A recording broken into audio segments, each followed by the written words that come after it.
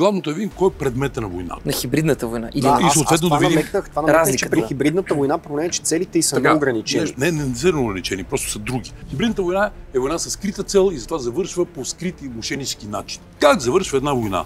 Едната страна казва: предавам се. И тогава победителите казват: а сега слушайте внимателно и си запишете с моливо това, това и това. Тоест, ние базово отказваме войната и обявяваме за геноцид и търпим в степента на нейната хибридност. Войната в Украйна е търпима, защото всички разбират, с вътрешно си нюх разбират, че всъщност е фалшива. Това не е истинска война между Русия и Украйна. Няма добра и лоша война, но има определен международен ред, който позволява да се водят определени видове война. Тоест ние водим възможно най-нехуманната война. Знаете ли защо? Защото сме обявили, че сме забранили войната. Защото войната след 1945 година е забранена, криминализирана.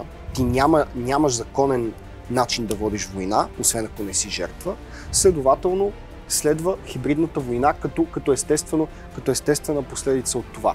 И проблемът е, че тук целите вече стават неограничени, а средствата стават неограничени и риска за сигурността е много голям. И войната се води вече под повърхността, войната се води на други терени, икономически, биологичен, виртуален и така нататък. За да се избегне атрибуцията, приписването на агресия, трябва да се избегне на всяка цена, но целите на агресията стават неограничени.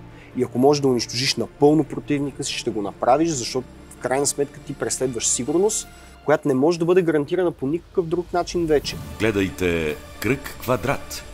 Събота, 18 часа, само по 7/8 TV.